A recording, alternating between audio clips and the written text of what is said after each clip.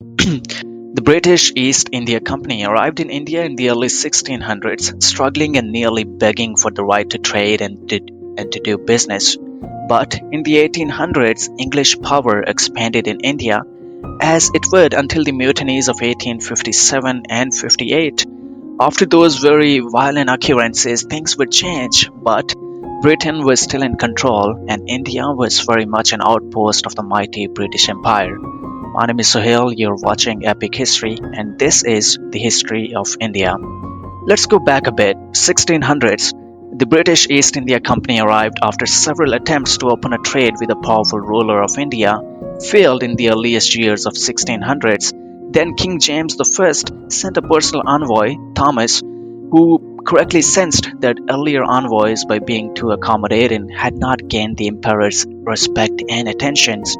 So his strategy worked, and the East India Company was able to establish operations in India. 1600s, the Mughal Empire at its peak. It's still 1600, and the Mughal Empire is at its peak. The Mughal Empire had been established in India in the early 1500s when a chieftain named Babur invaded India from Afghanistan.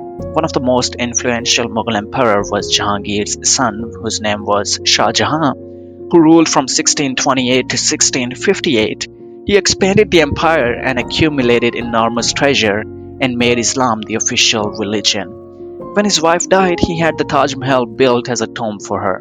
1700s, Britain established dominance. The Mughal Empire was in a state of collapse by the 1720s. Other European powers were competing for the control in India and sought alliances with the shaky states that inherited the Mughal territories. The East India Company established its own army in India, which was composed of British troops as well as native soldiers called sepoys. The British gained military victories from the 1740s onward, and with the Battle of Plassey in 1757, were able to establish dominance as well.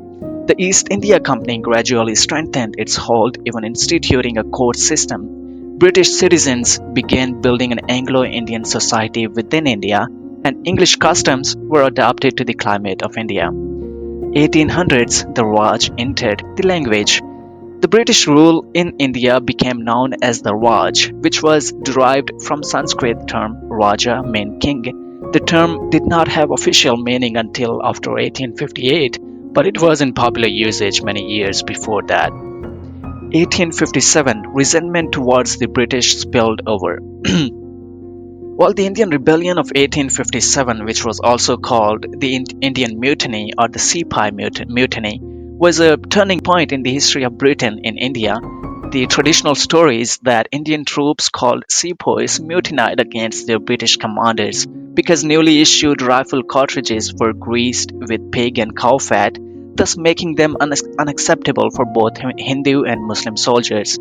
There is some truth to that, but there were a number of other underlying causes for the rebellion as well. 1857 and 1858, the Indian Mutiny.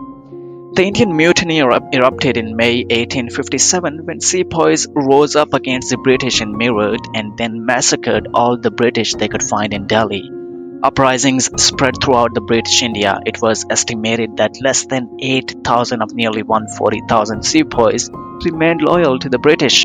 The conflicts of 1857 and 1858 were brutal and bloody, and lurid reports to the massacres and atrocities circulated in newspapers and illustrated magazines in Britain.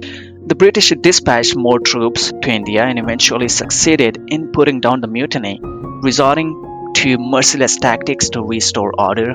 The large city of Delhi was left in ruins, and many sepoys who have surrendered were executed by British troops.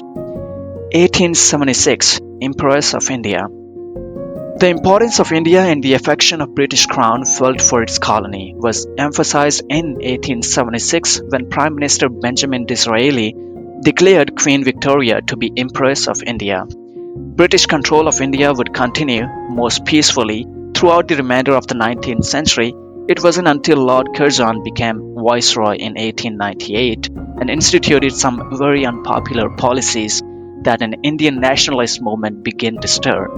It's not over yet, but the video is getting quite longer. I'll see you all in the next one with the events happened after 1876 and before 1947. Until then, peace